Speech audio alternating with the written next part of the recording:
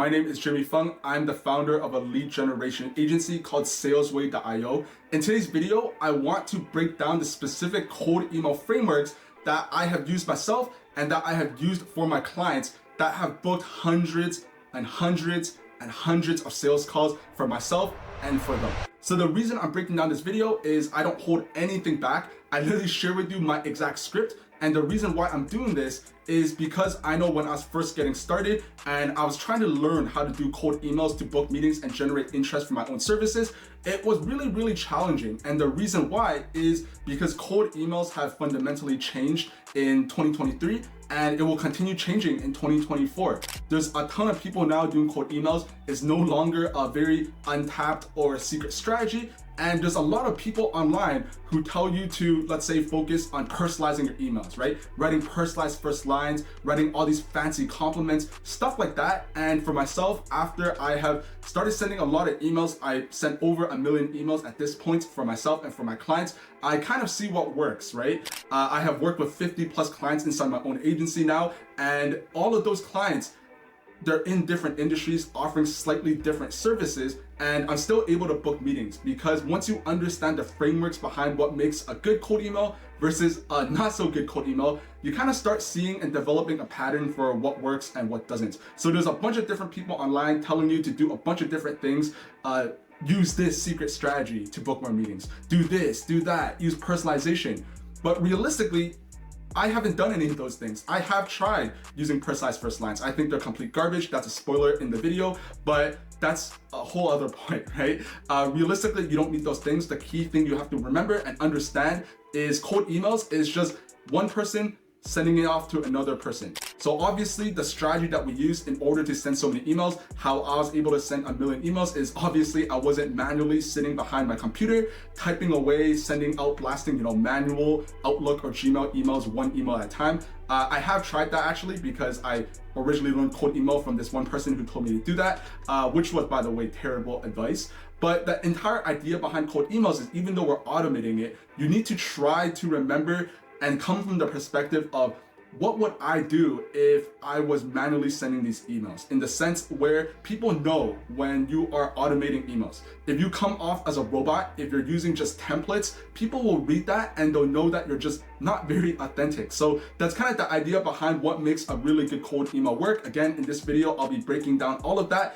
And one word of advice that I would give to you is, even though I am giving you the scripts, I'm giving you the frameworks that I have seen works, you kind of need to go and iterate it for yourself for your own offer. If you're selling lead generation as a service like myself, you should probably go and test different things, because the first point is cold emails change very quickly. What worked last week may not work 2 months from now. That's just the facts, because the more people who do it, the more different you kind of have to be. If there's 2 people inside a prospect's inbox receiving the exact same email, not only will you not book meetings, but that person will not book meetings as well. And it's just very clear that he just stole it off someone else and just straight copied it. Now, what I will say is, if you're a complete beginner, I do recommend you using these frameworks. You would probably want to copy it to a certain degree. I know when I was first getting started, a bunch of people said, don't copy and paste. I do completely disagree with that advice, because when you're a beginner, you don't know what you're doing, and you might end up going 2, 3, 4, 5, 6 months without booking a single sales call by sending cold emails.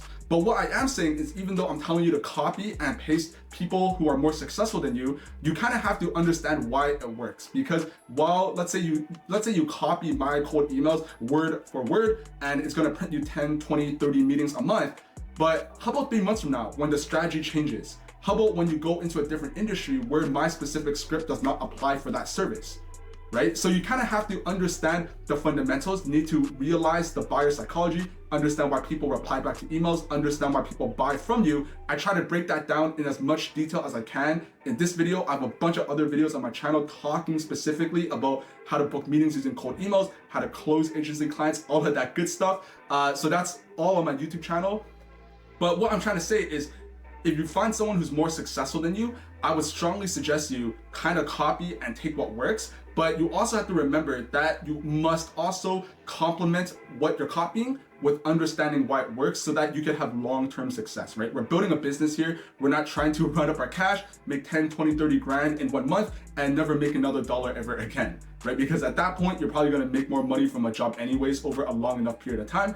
But anyways, what I'm trying to tell you is just make sure if you're trying to build a business, you build a real business that's sustainable, that's here for years, that will pay you for years, rather than just pay you for the next 2-3 weeks. And the way to do that is by learning from someone who is more successful than you, who's making more money than you because they probably know more than you about business, and copying that, taking what works, and then putting it inside what works for you, in the sense where just understand it, iterate it, and continue testing different things. So in this video, I wanted to break down the cold email scripts. I kind of went off on a little bit of a tangent there, but hope you find it valuable. I do have an Instagram page. It's, over here, and please make sure you go and check that out if you find this stuff valuable, because I do post a lot more business insights. For the purposes of YouTube, I don't really, YouTube isn't that great for posting short-term stuff, short-form content related stuff. So I post a lot more business insights and different advice and stuff like that on how to grow and start your own lead generation agency and get it from $0 to $10,000 a month. I post that on my Instagram page, so make sure you check that out. If you do like this video, make sure you subscribe. If you have any questions, make sure you drop that in the comments down below. I do check my Instagram a little bit more often than YouTube because I have it on my phone. So if you have any questions specifically about how to book emails or how you can build your own lead generation agency, make sure you slide into my DMs. I do check that a lot more often. But yeah, so hope you find this video helpful. And yeah, I don't hold back. So grab your popcorn, grab your coffee, and hope you enjoy this video. Alrighty, so jumping right into it. In this video, this will be the cold email frameworks, kind of the specific scripts that I have seen work best for my own lead generation agency and for all my clients. So with these same email scripts, I have booked and signed 50 plus clients for my own lead generation agency, salesway.io. I have also helped book hundreds of sales calls for my clients in a bunch of different industries, right? So I have worked and I have clients who are software development agencies, recruitment agencies, PR firms, marketing agencies, software companies, SaaSes, right? So the list goes on. I have worked in a bunch of different industries, and obviously every single industry, the scripts that you use will be a little bit different. The specific things that you're saying is a little bit different, but overarching, there are a couple patterns that I have seen works best, right? After sending over 1 million emails over my course of my business, I have kind of seen and I have a really strong idea of what works and kind of what doesn't, right? So make sure that even though I am giving you the email scripts here,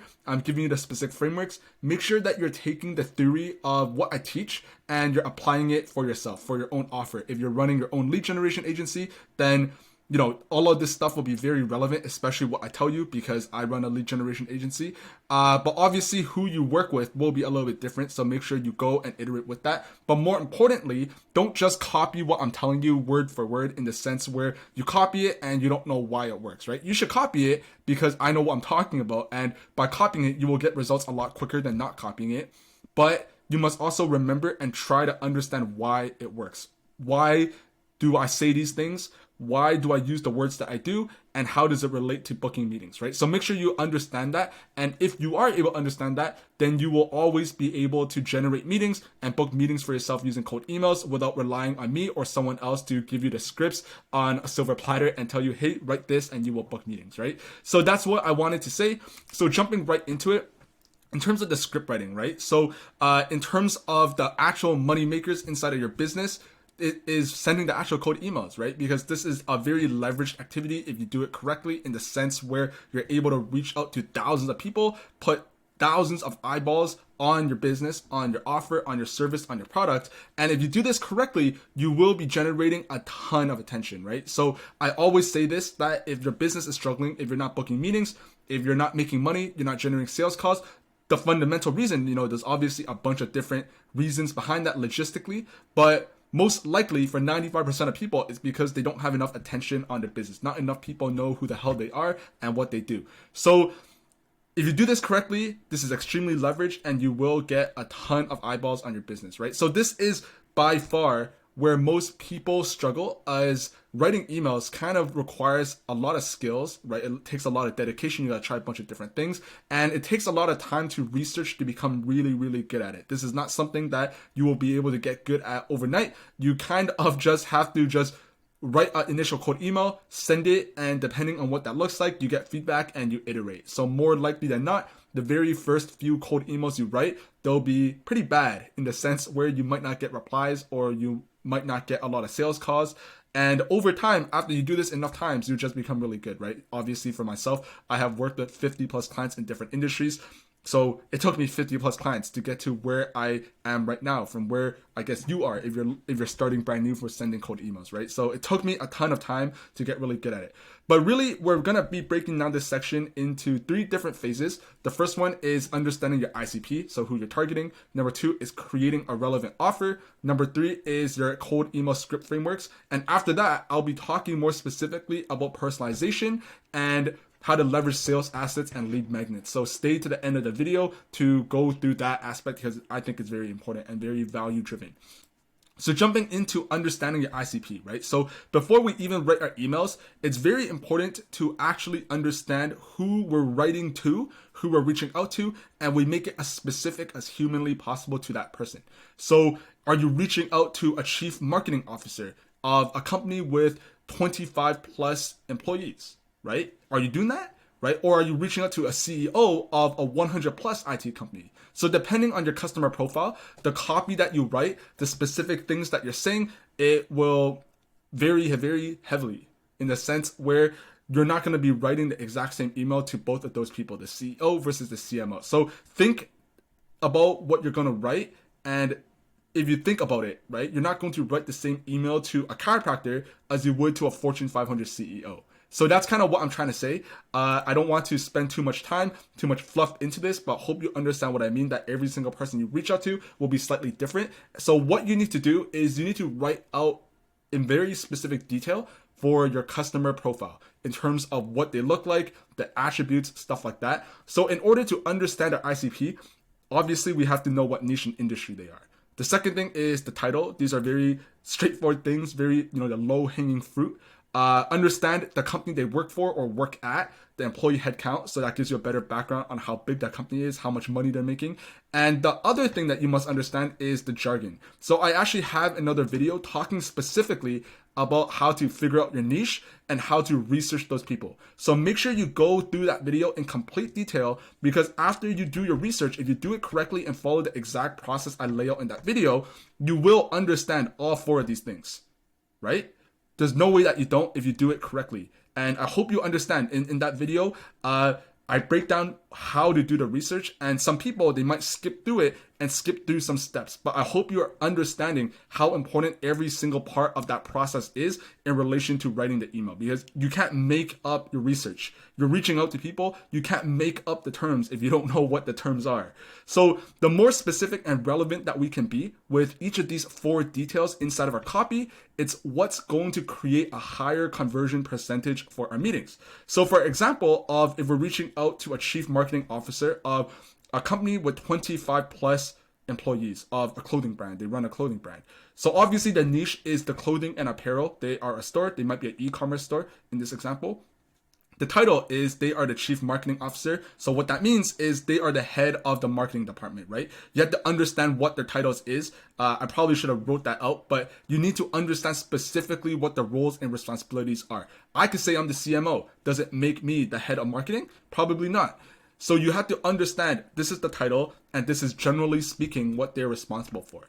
The third thing is, the employee headcount. So this company obviously has 25 plus, pretty straightforward. And the jargon for a marketing officer, a chief marketing officer, is stuff like ROAS, return on ad spend, right? CPAs, AOV, average order value.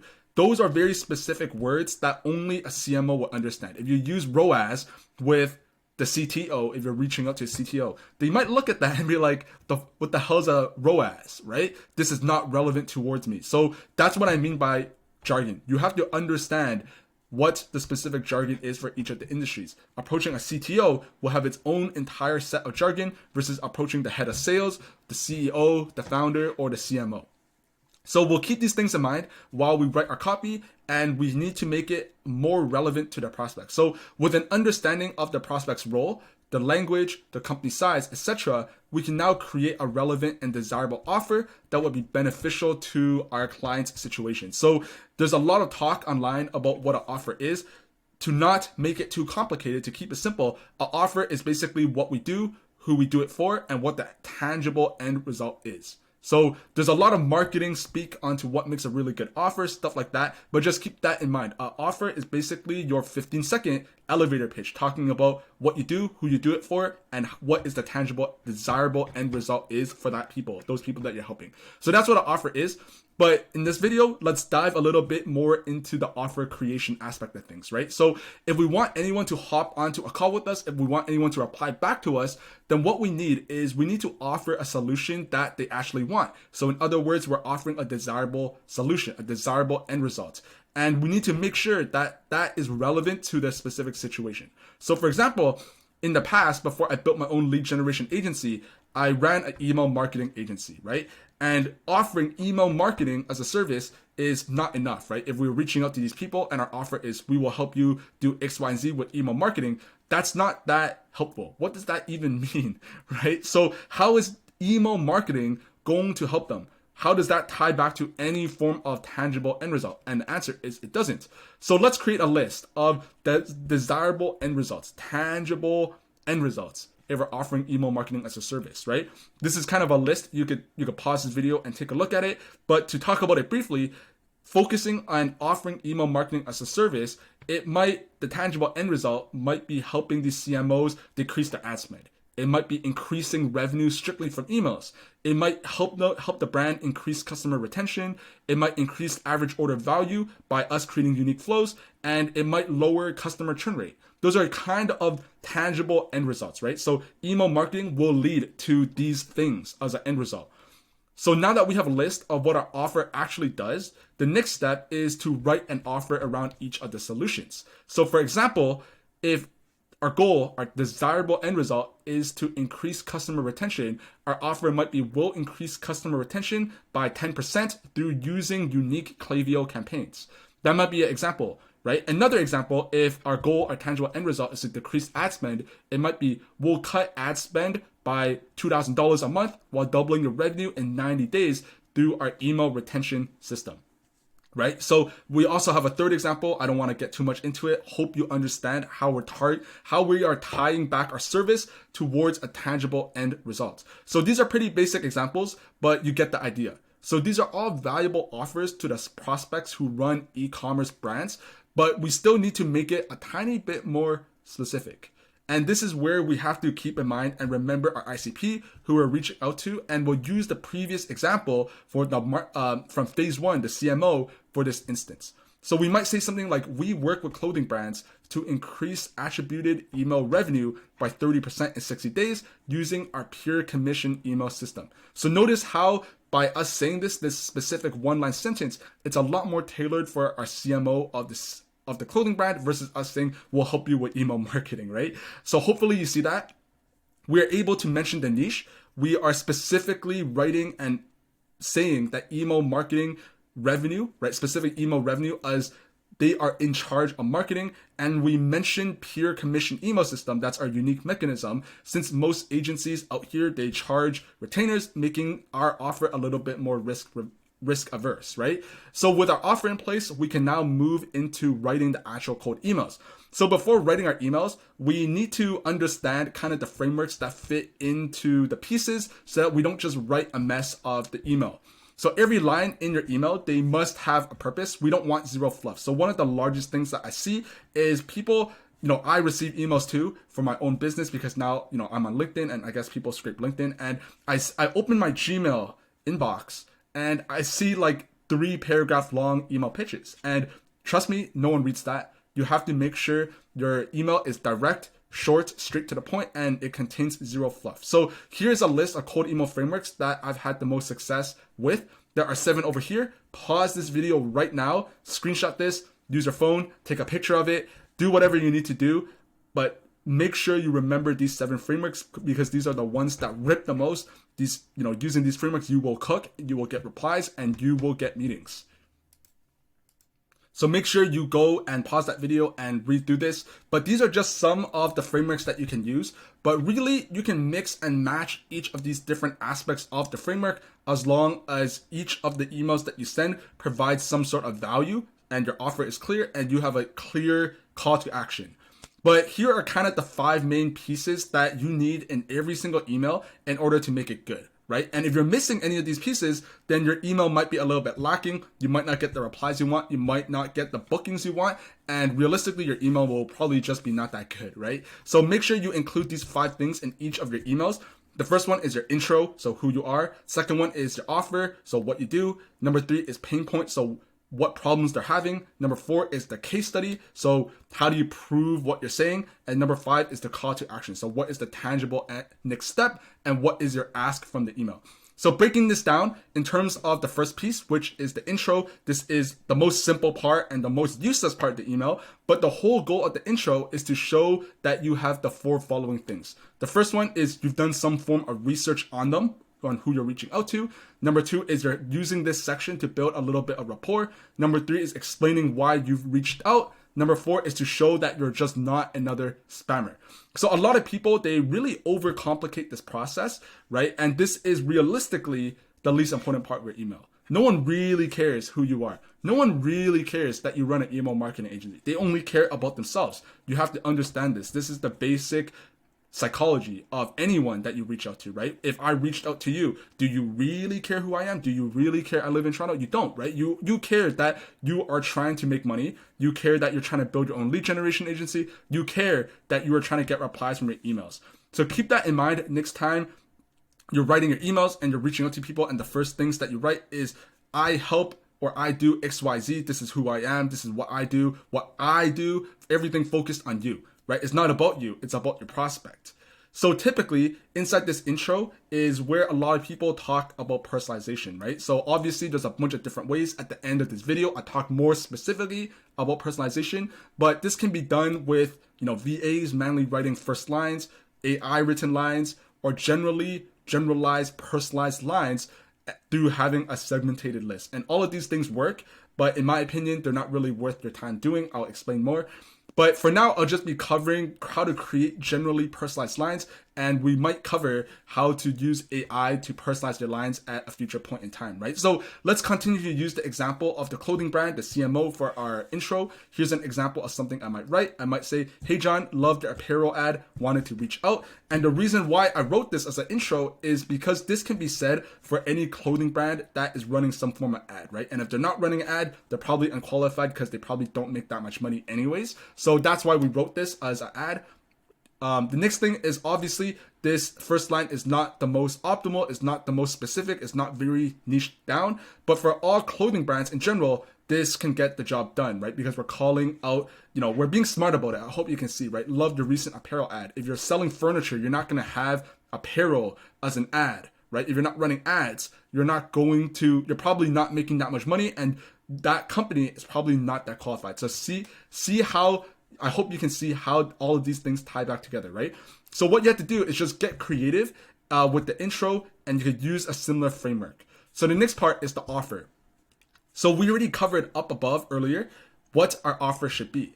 But how do we actually write that specific offer that we came up with and implement it and integrate it with our cold emails? So there's really 3 to 4 things that we want to mention here.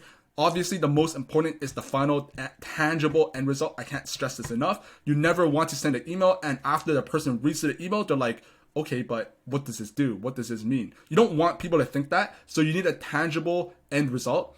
The next thing is a time frame. After that, you need a unique mechanism, and then you may want to consider using a guarantee, right? So this is a picture that I stole off of Alex Hormozy's, his $100 million offer book. You should probably give that a read to come up with a grand slam offer yourself. But basically, I've talked about this in multiple videos. This is the value equation, right? The dream outcome, so the outcome you're selling, times the perceived likelihood of achievement, how likely they are to achieve it, divided by time delay and effort and sacrifice. So on the top here, the dream outcome and perceived likelihood of achievement, the better you can make these things, the better your offer. These bottom things, time delay and effort and sacrifice, the larger those things are, so the longer it takes for you to get results for them, or the more work they have to do, the worse your value is, the lower your value is in what you're selling. So back to the example of the CMO, right? So we could say something like, we work with clothing brands to increase email revenue by 50% in 60 days using our pure commission email system, right? Or we might say something like, we'll increase clothing sales by X percentage by 7% in 90 days through our unique Klaviyo flows, or we work for free. So the prospect should be able to know the exact end result, how long it will take, how you do it, and what happens if you do not do these things. And you should do all of this in one sentence. Not more, not 2 sentences, not 3, just 1 sentence, right? The prospect should not be confused about what you're offering because it should be crystal clear or else they will be turned off. So again, these are all very basic examples. So I recommend you write 10 different offer angles and go with the one that you feel like is most unique. Test all of those angles because at the end of the day, you never really know, but that's what you have to do. So after that, the third point is the pain point. So personally, I think calling out a specific pain point is the most powerful thing you can do in your offer for your cold emails. Pain will always be more motivating than desire. It's just basic human psychology. So just think about it, right? If I were to tell you to run 100 miles, would you be more motivated to run 100 miles to make $10,000? Or would you be more motivated to run 100 miles if you would lose $10,000 if you didn't do it? Right? Probably the guy who would lose money. You'd probably be more motivated if you knew you not running 100 miles, you will lose $10,000, right? So for this angle, it's good to write out a list of pain points for our ideal customer profile, right? That we can help them solve. So how do we mention a pain point in our emails? So first we got to call out the specific pain, and we'll do this by either asking a relevant question or by mentioning a problem that you noticed. So if we're offering a solution, this is what that example might look like for the CMO. We might say, hey, John, we noticed a few mistakes in your welcome flow that could be costing you 5% of your conversions every single month, right? I made you a video showing how to fix these mistakes. Can I share it with you? So if the prospect has that exact problem, if it resonates, they're going to be interested in what you have to say, right? So by calling out pain points like this and bridging that towards an offer, a solution for each, now we're able to show the prospect why we are credible in what we're doing and why they should listen more. So we'll do this. Another way of doing this is by leveraging case studies. So case studies can be the most powerful part of your emails, and it usually is. So imagine if you have a pain point, let's say you're struggling with generating leads for your ads agency. If someone were to come to you and say, hey, we recently helped another TikTok ads agency that was struggling to find leads just like you. We helped them go from 0 to 20 sales calls per month in 45 days. This would be very relevant. This would be very intriguing to you. You're basically telling the prospect that you helped someone who was in the exact same position, the exact same shoes as them, figure out and get the exact same end result that they're looking for. Obviously, they'll be interested, right? So what you have to do is you have to write a case study similar to how you write an offer. Here's an example, right? You might say, we recently worked with Supreme, a clothing brand just like yours, 2x their email revenue in 67 days with our pure commission email system. So there are two things that you want to always nail when mentioning a case study. That is the first being relevance, and number 2 is social proof. So if you're targeting clothing brands, you always want to be using another clothing brand as an example. If you don't want to be reaching out to clothing brands and using furniture brands as your case study, because that's just not very relevant, right? You also want to mention the name of the company that you worked with for the case study because it adds so much more credibility. And don't just say we helped another clothing brand, because anyone can say that, right? But if you're able to specifically call out who you helped, it comes off as so much more credible. And in theory, they could go fact check you if they really wanted to. And that's exactly why it's so much more credible. Now, the final piece of the 5 things that you need in every cold email is your CTA, your call to action. So you need a call to action in every single email that you write.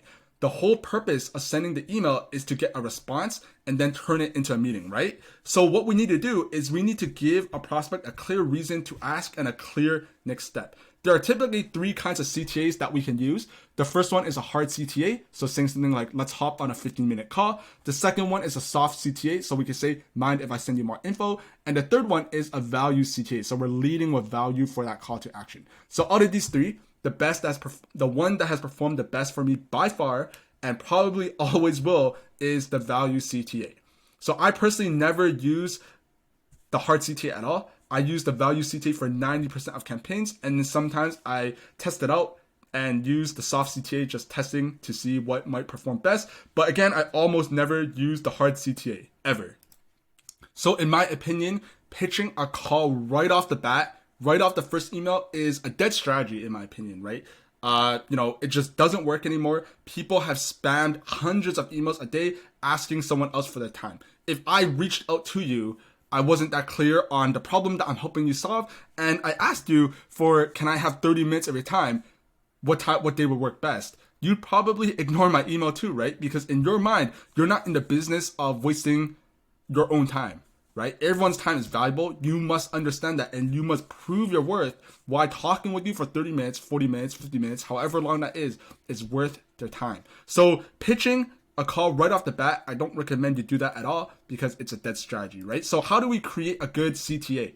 So I always try to tie the CTA with either the prospect's desired outcome or the pain point. We do this using lead magnets. I talk about this at the end of the video, but here are some examples. I might say something like, are you open to exploring how we can implement X, Y, and Z for a company, your company? Or I might say something like, made you a short video covering how to fix X, Y, and Z. Can I send it over to you? Right? So these are different forms of CTAs that have works really, really well. And by tying the CTA to your offer, to your case study, or to your pain point, it makes the email flow so much smoother and it makes your CTA so much more valuable in general. So now that we've covered every piece of the puzzle with our cold emails, it's time to put all the pieces together to craft some fire cold emails. So by this point, you should understand who you're targeting, what your offer is, what the frameworks is that you want to use, and how to write each piece of the framework. All we have to do is just implement what we've done so far, what we've covered so far. So first, let's define who we're targeting, right? So obviously, we're back to that example, the CMO of a clothing and apparel company, 25 plus employees, revenue range around $100,000 per month, so 1.2 mil a year. These are the jargons, ROAS, CPAs, AOV, etc. Our offer is we work with clothing brands to increase attributed email rev by 30% in 60 days with our pure commission email system. So after that is just picking the frameworks. So again, I want you to pause this video as I go through each of these frameworks because you're able to read that in much more detail. Take a picture of your phone, take a screenshot, and take a look at this, right? So let's say the framework is intro, offer, case study, and CTA, right? So obviously the first line over here is the intro. Hi X, we love the vibe of your company's website, and close. That's the intro. This is the offer, right? So what we do, mention that right above, right? Our case study, right? We recently helped this company do X, Y, and Z in 60 days, 67 days, right? This is our case study, and this is our CTA. Open to exploring this further. That's framework number one. Framework number two is our intro. Again, this is our intro. Hey, really digging your company's recent drop. Wanted to reach out. This is our case study. So we don't have an offer in this case. This is just a straight case study. And then value CTA. Mind if I send you over a video showing how this works, showing that how you can implement the same system. This is framework number two. You need to test this out. After that, framework three is the intro, pain point, solution CTA, right? And I'll write an example for this framework, right? So, hey, came across your website, blah, blah, blah, blah, blah. That's the intro. Our pain point is we noticed a few mistakes on your welcome flow that could be costing you thousands of sales every single month. And our CTA is made you a video covering how to fix these mistakes. May I send it over? So to make this clear, this is again just an example, right? Do not just strictly copy this. I'm trying to explain to you how this specifically works, the reason why it works, and it's up to you to go back, test these things, implement what I'm telling you, what I'm showing you, and to make it work. Because if you understand how to do that, you will cook, you will get replies, and you will get meetings. So that's what you have to understand, right? If you want to make money, then go and take these frameworks. I'm literally handing it over to you on a silver platter. You will be able to use this and make money. I guarantee it. These are the exact same frameworks that I have used to book meetings for myself and for my clients. I guarantee you this will work, right? So the whole point of this video is to give you the tools that you need to write great copy, and so that you don't just have to copy someone else's script. If a guru tells you, hey, we will give you the script, you don't just copy that.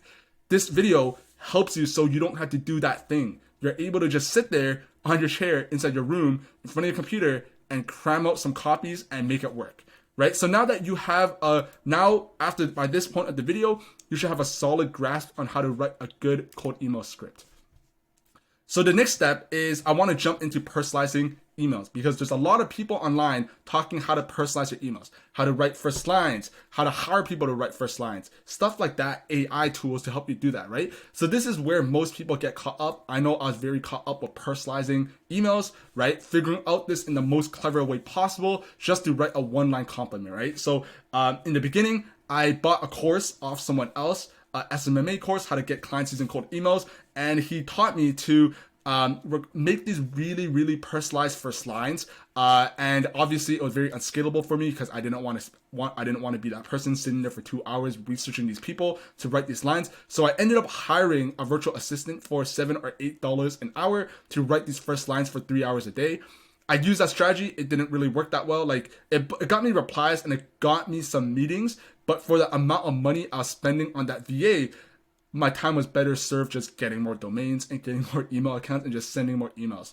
And on top of that, you probably wouldn't be able to send thousands of emails a day anyways by writing personalized first lines, because each of those VAs, they could only write so many first lines in any given hour, at any given minute, because they actually had to go and research these people. So what I realized is that for the trade-off of personalized lines, it just isn't that worth it. And the other thing too is the way that people teach writing first lines, it's a pretty saturated strategy in the sense where there's a bunch of kids, a bunch of people went through these courses, these programs, and now they're doing that exact same strategy, writing these exact same compliments. And these business owners, they're not stupid, right? They see right through that shit. They see right through the bullshit, and they know that you copied it off someone else, right? So some first lines that people might teach you, some first lines that I have personally used myself that looking back is kind of cringe, is I might say, hey John, saw you went to UCLA, go Bruins, right? Bruins is the name of the basketball team, right? Second one might be, hey John, saw you live in New York City, have you tried Carbone? Carbone's a really popular restaurant in New York City, one of the hardest restaurants to book at. We might say that. We might say, hey John, saw your company got a new round of seed funding, congrats. Or I might say, hey, John, saw you're from Toronto. Have you been to the CN Tower? So I'm from Toronto, right? So those are examples of first lines, and that's examples of what you should not do. So these tactics, while it might work for some people, depending on the industry, depending on the audience, right? Because some industries, they just never seen these things before. If you reach out to carpenters, you're using this stuff, it will work. But if you reach out to e-commerce brands or you reach out to software companies, they've seen this stuff over and over and over again. They're getting emails saying these exact things, and it will not work. So you have to understand the purpose behind why people tell you these first lines work and why it works in some cases, right? So don't just copy the techniques just because I told you to do this or don't do this, or because someone else told you to do it. You have to understand why people tell you to write first lines and why it works. So these things, they used to work a couple of years ago. Again, the market is very saturated. It's a different market now. It doesn't work because there's too many people using this strategy. But the reason why it worked at first is because the main idea behind personalizing is to be relevant with your prospects. So when you're emailing these people, you want to minimize the chance of the receiver, of the person reading the email, of them thinking that you blasted the exact same email to thousands of other people with the exact same messaging, right? That's why personalizing works, because there's no way that you write the exact same email to 2 people, right? There's just no way. So because of that, personalizing first lines and stuff like that, it worked extremely well. But it's just not the best use of your time and the best use of your resources, right? So most people think that personalizing your emails to solve this problem of sending the exact same email to multiple people, but in reality, it will not, as there are much better, more efficient methods to do so. So people will see straight through your bullshit. Do you really care that they went to UCLA, right? You probably don't, right? Do you care about Carbone? You probably don't. Do you care that they visited the CN Tower or not? You probably don't either, right? And these are called sleazy sales tactics, and people see right through it, right? The market has sophisticated, they know it when they see it, and it will create unnecessary sales resistance, and they'll just choose not to reply back at all, right? Because they don't want to feel pressured into buying anything. So your answer to these questions is probably no. So if you're saying it, you're probably being inauthentic to start with, which is the cardinal sin of sales, being inauthentic, right? You don't want to get started on the wrong foot before you even had a proper conversation with them, right? So you need to remember to be relevant to your prospects, right? Personally, I have done one-line emails that have helped me rip emails, as in like one-line emails asking just a simple question, right? And the reason I'm telling you is to illustrate that you don't even need anything fancy. I have booked meetings with emails saying, hey John, do you need more meetings? I have wrote something like that, and I have gotten tons of replies, and a result, ton of meetings booked strictly from that email, right? And the reason why that works is because that email is extremely relevant with a very clear and straightforward messaging. It's very easily understood and it's direct to the point, right? It's very relevant for them as well if they are actually looking for booking meetings, right? So the key to getting replies to your emails is your offer and your CTA. And everything else is not what's called needle moving activities, right? If your offer is easy to understand, so what you sell, and your CTA is, the next most important thing. I covered that in this video, right? So go back to that part of the video and watch through that in great detail, right? Which leads me to the next section if you figure out these two things, and that is leveraging lead magnets and sales assets. So to be very clear with you, I need you to watch this video in a lot of detail. I need you to pay attention here, right? The most powerful CTA that you can use, the one that is consistently getting meetings, the one that's consistently ripping meetings for myself and my clients, is the value CTA, asking if the prospect would like a sales asset. So a sales asset could be in the form of a PDF. It could be a Google Docs. It could be a YouTube video. It could be a video on your landing page. It doesn't really matter. The key idea is you're providing some form of value upfront. So the reason why a value CTA prints meetings and prints to the extent that it does is because you are giving the prospect something before you're asking. You're giving before you're taking. And it's really a reasonable ask because you're not selling them anything upfront. If you're asking them if they would like to see how something works, you're not selling them anything yet. You're just offering to give them something that could potentially help them. So imagine if you are an e-commerce brand selling t-shirts and you're struggling with building a nice website, right? You've spent, let's say, 2 weeks trying to build a website on Shopify or something like that, right? And it's just been a massive pain in the ass and it's just been a massive struggle. And one day you're just chilling and you get an email from someone who says, "Hey John, I noticed the t-shirt pics on your website are blurry. Mind if I show you how to fix that?" Right? That's your ask, right? 9 out of 10 people who receive that email, if they've had that problem, they would say, "Yes, please show me how." Because what you're doing is you're making such an easy ask, and essentially the prospect, the ask is so good that they feel stupid saying no to you. Why wouldn't they want to know about it if they've actually had this problem, right? And this is exactly how a lead magnet and a sales asset value CTA works, right? Another example of a value CTA might be, "Mind if I send you a quick video explaining how this works," right? Now, once they reply back asking for the lead magnet or the sales asset, I strongly recommend you breaking it down over a video, right? So again, obviously you could do this with a PDF, a Google Docs, whatever, but I strongly recommend a video. And I know for myself, I struggled with this part. I had a lot of doubts. I was like, I don't want to look on the video. I don't have the camera. I don't have the mic, whatever, right? But you really don't need any of those things because the main idea with the video is it adds a lot of credibility and it puts a face and a voice to your name, right? You have to stand out from the other thousands of people saying the exact same thing to your prospects, right? And once I was able to get over this doubt and get over this initial hesitancy of jumping on a video, like a YouTube video that I have on my YouTube or videos like this, I was able to book significantly more meetings.